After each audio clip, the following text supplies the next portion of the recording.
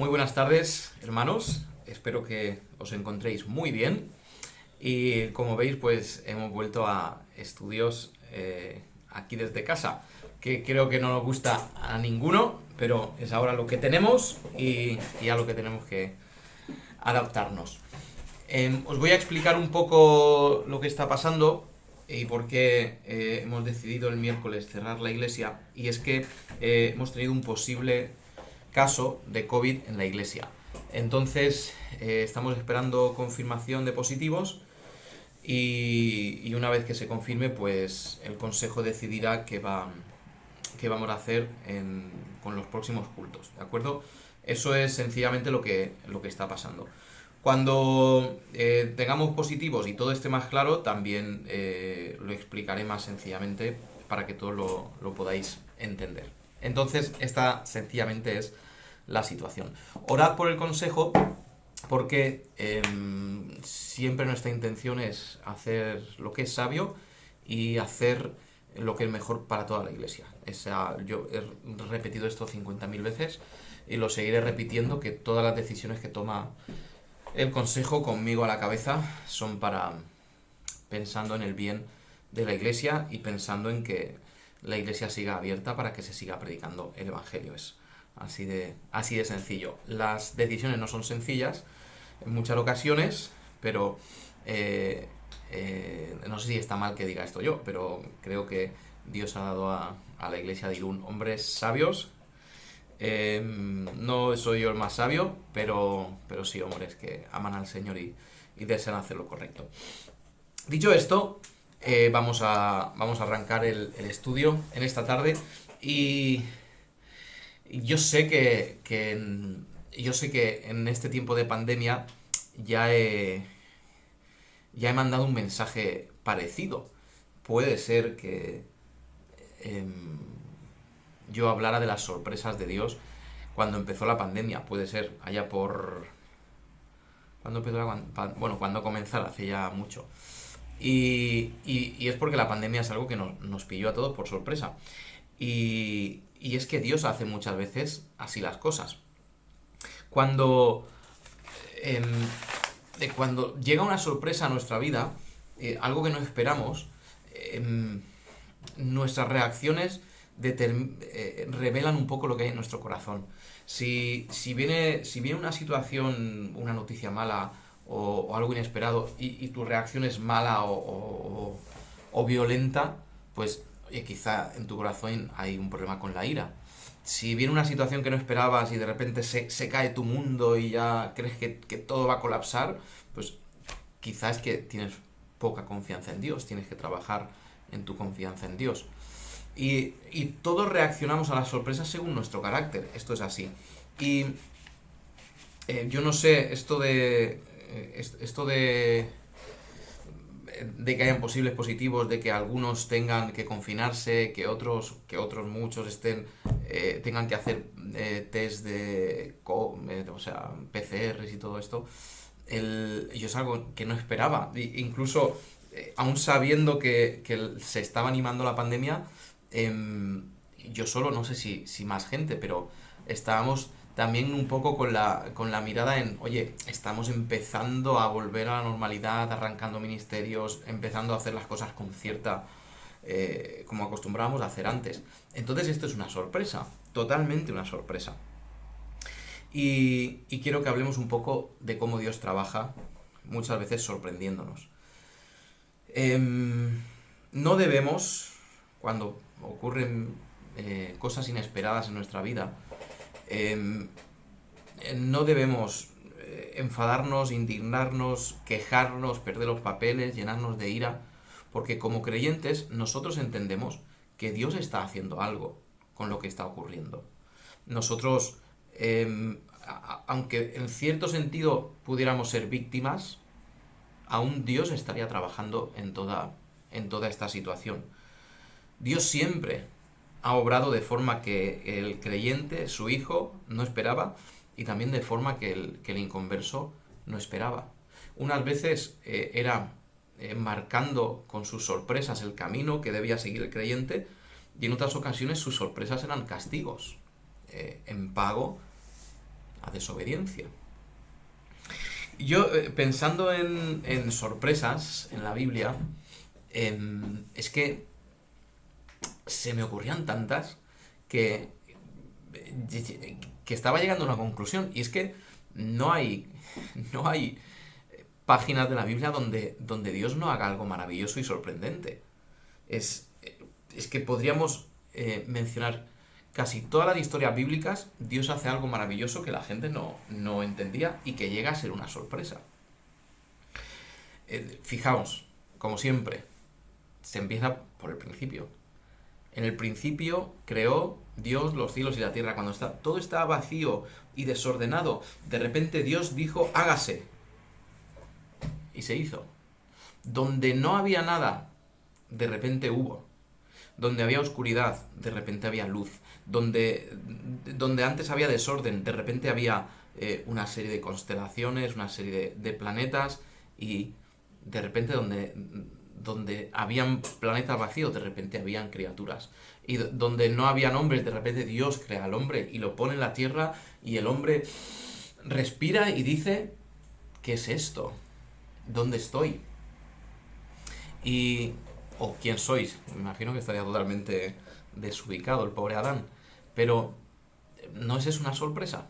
Que de la absoluta oscuridad naciera la luz y naciera la vida como nosotros la conocemos desde la perspectiva humana.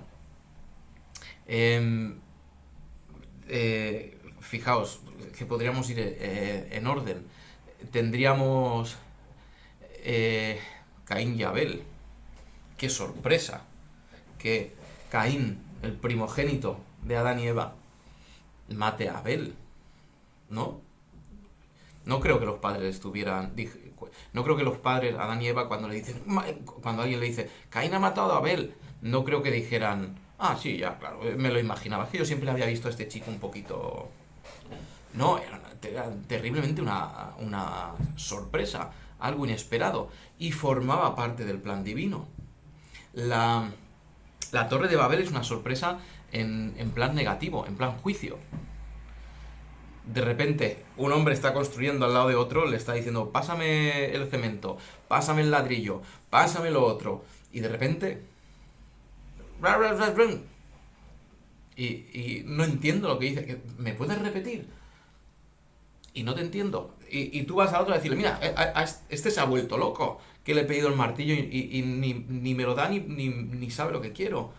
Pero tampoco puede hablar con el otro. Y Dios ha confundido las lenguas. Cuando en un momento todos los hombres se entendían, de repente ya no se entienden. Y me imagino a todos los hombres diciendo, ¿qué es esto? ¿Qué ha hecho Dios, ese Dios al cual queríamos subir a decirle que nosotros éramos gloriosos como Él? ¿Qué ha hecho? Y era el castigo. El diluvio. Esa sorpresa, aunque se había estado profetizando mucho tiempo, casi 100 años, calculan, que no se sabe exactamente, que Dios va a mandar agua. ¿Cómo que Dios va a mandar agua? Que hay que meterse en este barco. Que eso no puede ser. De repente cae una gota y... ¿Qué es esto? Y llueve, y llueve, y llueve, y llueve, y llueve, y no para. ¿Y qué es esto? Y es Dios trayendo algo maravilloso y sorprendente a los hombres rebeldes. Dios usa una sorpresa para un castigo. Pensaba yo en una sorpresa muy, muy sorpresiva. Jacob, en la noche de su boda, abre un ojo y dice, esta es Lea, esta no es Raquel. Esta no es mi mujer, esta no es mi amada, esta no es quien yo quería. Fijaos qué sorpresa, ¿eh? Eso creo que tiene que estar entre las sorpresas mayores que puede recibir nadie, seguro, segurísimo. Qué sorpresa. Y Dios tenía algo preparado con eso, aunque era un engaño de su suegro. Fijaos pensaba en la historia de David. Samuel va a buscar a un rey. Va a la casa de Isaí. Isaí, sácame a tus hijos, que uno de tus hijos es el rey. Y lo va mirando y no es. ¿Dónde está? No está el rey. ¿Que te falta algún hijo, Isaí? Sí, hombre, uno que está ahí con las ovejas, pero ese no va a ser rey. Sí, míralo. ¿Dónde está? Y la sorpresa, el pequeño, el menospreciado. Sabéis que lo he dicho muchas veces también, pero en la cultura judía los pequeños eran los más menospreciados.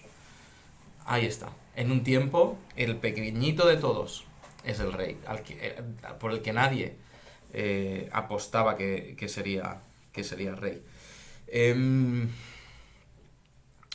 Dando un salto al nuevo... Bueno, es que nos podríamos quedar en el Antiguo Testamento todo el rato. Belsasar, el rey Belsasar, hace un banquete y se ha venido tan arriba que menosprecia a los dioses y a la religión y a todo, y dice, venga, esta fiesta va a ser tan espectacular que vamos a traer los mismísimos vasos que trajimos del templo en Jerusalén. Los vamos a traer y los vamos a usar para beber vino y para nuestras fiestas y para todo eso. Y en medio de la fiesta aparece esta mano en la pared que escribe Mene, Mene, Tekel, Uparsin. Ha sido juzgado y hallado falto. ¡Qué sorpresa! ¿Verdad? Para todos y para Belsasar. En esta ocasión también era un juicio esa sorpresa. Tengo más del Antiguo Testamento. Vamos al Nuevo Testamento. Si es que hay otro montón en el Antiguo Testamento. En el Nuevo Testamento, digo. La anunciación a Zacarías. Zacarías es muy especial entrar a hacer su trabajo en el lugar santo y a cambiar los panes y a llenar las lámparas con aceite y todo eso. Y algo que era muy especial, pero era re rutinario, de repente aparece un ángel. Y un ángel le está diciendo que va a tener un hijo y que se tiene que llamar de cierta manera. Y Zacarías, entre la sorpresa, él reacciona con incredulidad, ¿no? A ver, ¿cómo? Y ¿cómo puede ser que mi mujer tenga un hijo? ¿No ves que somos ya mayores? Y menuda sorpresa para Zacarías. La misma sorpresa, la anunciación para María.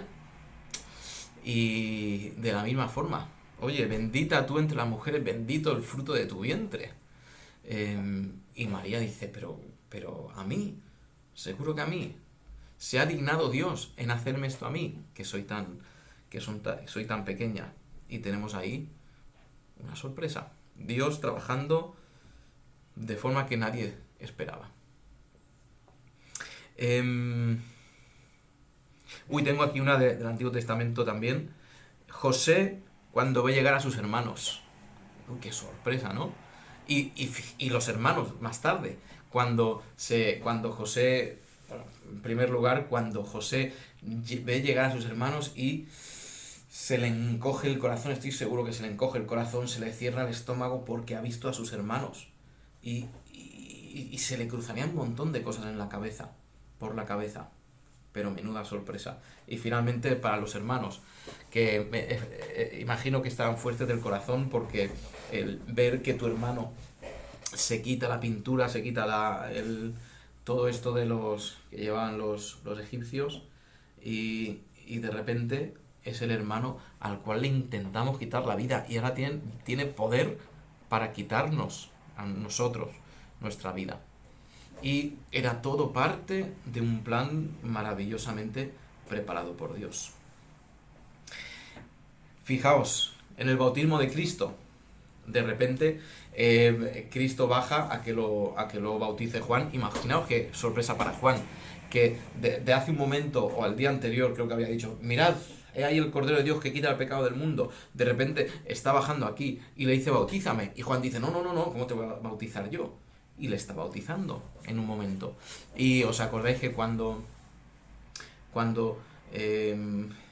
Juan saca a Cristo del agua, baja el Espíritu Santo en forma de paloma, se posa sobre él y una voz del cielo que dice, he aquí mi Hijo amado en quien tengo complacencia. Y es una de las 2, 3, 4 veces que se escucha audiblemente la voz de Dios.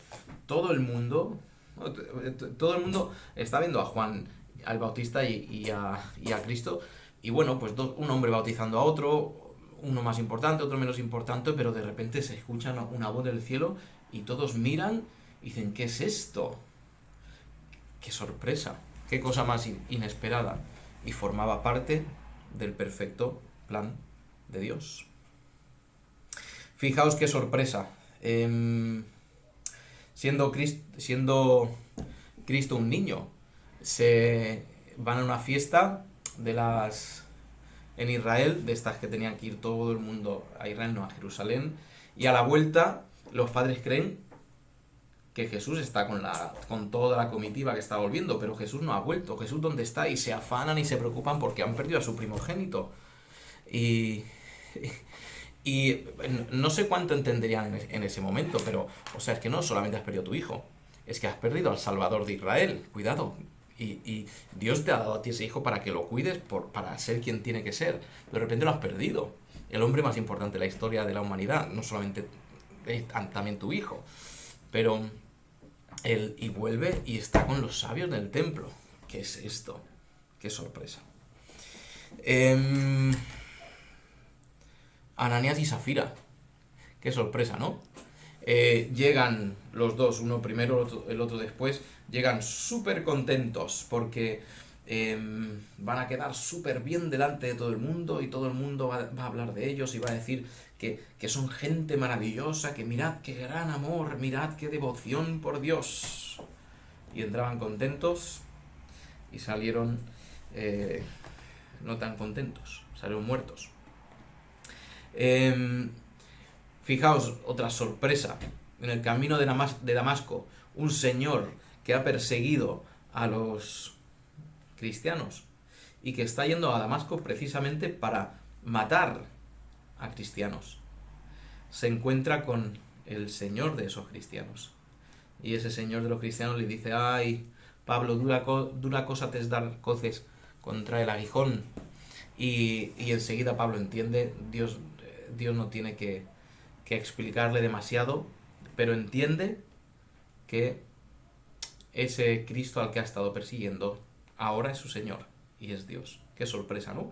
Una hora antes lo odiaba, una hora después tenía devoción por Cristo. Podríamos pensar, a ver, en Hechos 13, en Hechos 13 tenemos, perdón, a ver, sí, Hechos 13, pero sí, Hechos 13 es cuando se envía a esos primeros misioneros. No es exactamente un buen término ese, lo de primeros misioneros, pero bueno, típicamente se explica esto así, ¿no? Mandan a la iglesia de Antioquía, dice: apartadme a Bernabé y a Saulo porque tienen una tarea que hacer. Dios les ha enviado Dios les ha enviado a predicar. Ellos van con todo el ánimo y van a Chipre. Llegan a la isla de Chipre, se encuentran al Sergio Paulo, el procónsul, y cuando todo parece que va bien, de repente Bar Jesús, el imás dice, empieza a hablar mal de ellos, decir que no puede ser, que no es cierto. Y hay oposición a la obra de Dios. Pero esto no es de Dios. ¿Por qué hay oposición? Y más tarde Pablo lo deja ciego, y esta forma sorprendente de que Dios haga las cosas termina haciendo que el procónsul, viendo lo que había sucedido, creyó impresionado por lo que se le había enseñado acerca del Señor. Porque Dios se goza en hacer las cosas de forma sorprendente y diferente muchas veces de lo que haríamos nosotros. En el libro también de Hechos, capítulo 2, está, yo creo que podríamos haber dicho 50 sorpresas más, porque como digo, en cada página encontrarías una sorpresa del Señor, haciendo algo que no esperaban los hombres. El capítulo 2 de Hechos tenemos esa venida del Espíritu Santo, dejadme que lea, que dice: cuando llegó el día de Pentecostés, todos ellos estaban juntos y en el mismo lugar. De repente vino del cielo un estruendo como el de un viento recio Fijaos esa palabra, de repente vino del cielo un estruendo como el de un viento recio y llenó toda la casa donde estaban reunidos. Se les aparecieron como lenguas de fuego que repartidas se posaban sobre cada uno de ellos. Todos fueron llenos del Espíritu Santo y comenzaron a hablar en otras lenguas según el Espíritu Santo les hacía expresarse. Fijaos que el... Fijaos que aquí hay una sorpresa por todos lados. En primer lugar, los discípulos no esperaban esto. Ellos, se les había dicho, va a venir el Espíritu Santo, pero yo creo que fue una sorpresa cuando ellos estaban orando devotamente. De repente viene un viento, se posan estas lenguas de fuego y de repente la gente en la calle está hablando y escuchando en diferentes idiomas y se está predicando, y lo que era un grupito muy pequeño, en unos días se convierte ya en una multitud. Qué sorpresa, ¿no? Para Pablo, para Pedro, que gestionaba ese grupo de gente. De repente tiene los problemas de 120 personas se han convertido en los problemas de miles de personas. Y de repente le ha venido una sorpresa enorme. Señor, ¿cómo gestiono esto? Señor, si 120 ya son muchos, para que yo les enseñe, para que yo les proteja, para que yo les guíe, para que yo les predique, de repente tengo miles. A 120 puedo alimentarlos, pero no puedo alimentar a miles. Puedo cuidar de unos cientos, pero no puedo cuidar de unos miles. Y me imagino que Pablo pasaría esos días orando y diciendo, Señor, ilumíname porque no sé qué hacer. Esta sorpresa que has traído, no sé cómo gestionarla. Eso tenemos ahí en el libro de los Hechos. Y es mi sentir, y no sé si es el sentir de los otros hombres del consejo, pero manejamos situaciones para las cuales no estamos preparados, humanamente preparados. Tomar decisiones sobre gente, sobre sus vidas, sobre su condición espiritual, sobre el pecado de otras personas también. Y no es sin la intermediación del Espíritu Santo que nosotros podemos hacer lo que es mejor para la Iglesia. Salomón pidió sabiduría a Dios diciendo, Señor, dame sabiduría para poder gobernar a estos. Y es lo que pide el consejo. Y más en situaciones como la que estamos viviendo en estos días, de tomar decisiones cuando todo el mundo tiene una opinión. Yo creo que esto quizá vivimos en época de opinionitis, pero yo creo que opiniones han tenido todos los hombres siempre, o casi siempre. Hay aquí algunos matices, pero ahora no importa. La cuestión es que ¿cómo hacemos esto? ¿Qué es lo que es mejor para la Iglesia? No queremos agradar a ningún hombre. Queremos hacer lo que es correcto, hacer lo que es bueno para la Iglesia. Queremos honrar a las autoridades, aunque sabemos que las autoridades muchas veces van en contra de lo que enseña tu palabra, pero a la misma vez tenemos el mensaje de honrar a las autoridades, someternos a ellas. ¿Hasta dónde? ¿Cómo hacemos? ¿Cómo no hacemos? Y esto es una gran sorpresa la que estamos viviendo. Todas estas sorpresas que el creyente recibe, Dios la usa de muchas formas diferentes. Dios marca un camino a las personas y lo hace. Cuando Dios hace algo, voy a decirlo así, cuando Dios hace algo, tiene su propósito en la propia historia de la humanidad para llevarnos a los últimos tiempos. Donde la historia de la humanidad va es a los últimos tiempos. No podía a los primeros, claro. Pero dirigiéndose al escenario de Apocalipsis, es lo que quiero decir. Y todo lo que ocurre en la historia nos está marcando y llevando hacia ese lugar. Pandemias, comunidades europeas, monedas únicas, todo nos está llevando en esa dirección. Entonces, todo lo que ocurre tenemos que entenderlo como divino y como preparatorio para los últimos tiempos. Nos parezca bueno o nos parezca malo. Quizá lo que a nosotros nos parece bueno, quizá a nosotros lo que nos parece malo es algo que Dios ha preparado para llevarnos a ese tiempo. Decimos, no, esto es malo. No, pero Dios lo está trayendo. Y quizá lo que nos parece bueno, al final es malo. Nosotros no sabemos, pero sí sabemos que Dios está en control y que Dios hace todo con un propósito. Dios hace también todo con el propósito de edificar la iglesia, lo bueno y lo malo. Iglesias que han sufrido mucho de sus gobiernos se han levantado muy fuertes y muy maduras espiritualmente, y quizá iglesias que están en lugares donde se permite la libre circulación del evangelio y el proselitismo, quizás son iglesias muertas. O sea, Dios podría estar trayendo cosas malas para el bien de la iglesia, para el bien espiritual de la iglesia. En tercer lugar, lo que Dios hace también es bueno para los individuos, en tu vida. Tú dices, pero Israel, ¿cómo va a ser bueno que ahora yo dé positivo con el coronavirus y me toque estar 10 días en mi casa? Pues, si Dios no le está haciendo para un provecho tuyo,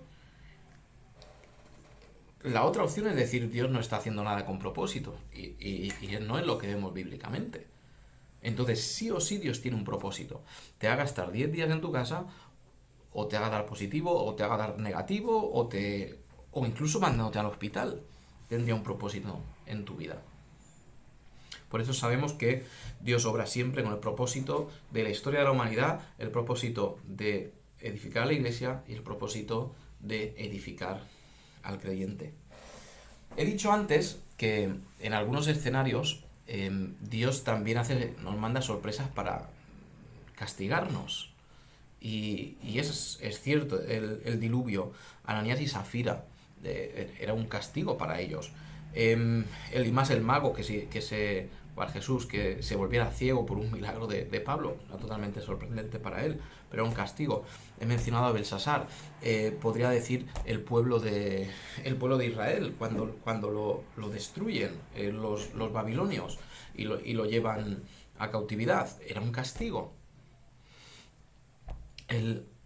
Cuando Dios trae cosas a nuestra vida, tenemos que identificar si es un castigo o si no es un castigo. Tenemos que mirar a nuestra vida y decir, Señor, esto lo has traído porque me quieres mostrar que tengo un pecado, o me quieres mostrar que estoy andando mal, o me estás dando un toque de atención, me estás disciplinando. Eso es una pregunta que todos deberíamos hacernos. Señor, ¿me estás disciplinando con esto? ¿Quieres castigarme? ¿Quieres enseñarme algo? Todos deberíamos hacernos esta pregunta. Dios puede disciplinar de la misma forma a un grupo, a una nación, a un grupo, siendo una iglesia, o a un individuo, directamente por su pecado. Porque muchas veces te he dicho que estabas haciendo lo correcto, porque muchas veces te he mostrado, te he intentado decir que estabas pecando y no has querido escuchar. Aquí está esto. Debemos ver las cosas siempre desde el punto de vista de que Dios tiene un propósito cuando hace todo lo que Él hace.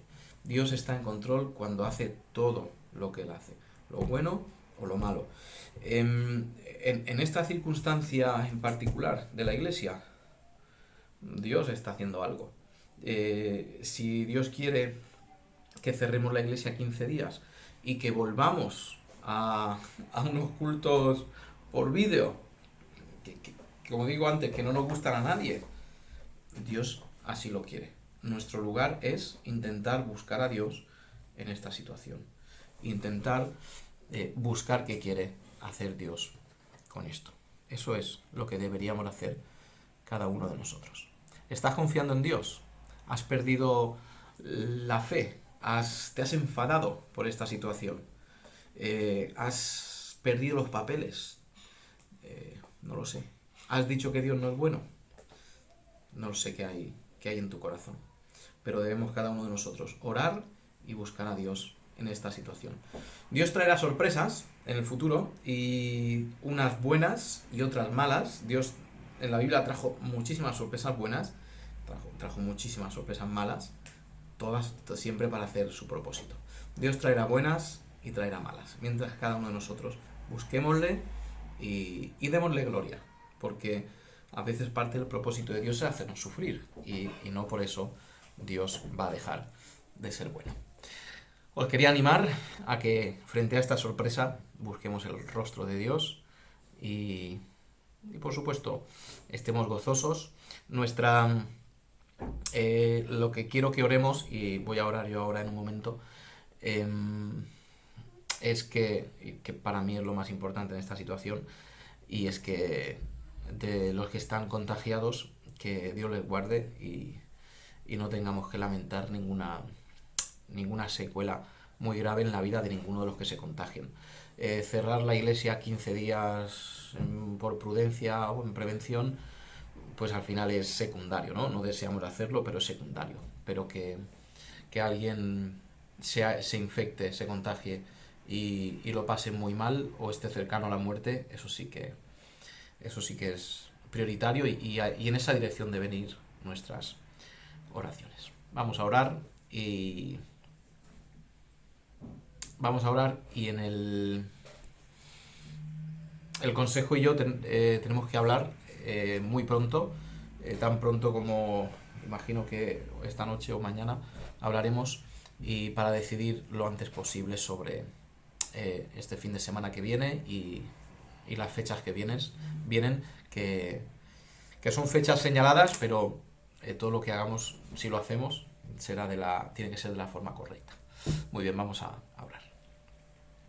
Nuestro Dios, nuestro Padre, amoroso y bueno eres tú en todo lo que haces, y no podemos dejar de alabarte, no podemos dejar de decir que tú eres maravilloso, que tus obras siempre son buenas, a veces sorprendentes, o muchas veces sorprendentes, a veces dolorosas, a veces gratas, a veces dulces, Señor, pero siempre sabemos que tú estás en control. Confiamos en ti, Señor, te amamos porque tú nos has amado y nos has preparado a cada uno de nosotros individualmente y también como iglesia esta sorpresa que tenemos ahora entre manos, y sabemos que la has preparado para nuestro bien y que saldremos de esta situación, si es tu preciosa voluntad, conociéndote mejor y alabándote mejor. Gracias en el nombre de Cristo. Amén. Bueno, queridos hermanos, en lo antes posible os daremos noticias a través del grupo de WhatsApp, o yo mandaré un vídeo institucional, ya veremos, pero lo antes posible para no dejaros a ninguno de vosotros en incertidumbre. Que el Señor os bendiga y no sé cuándo nos veremos.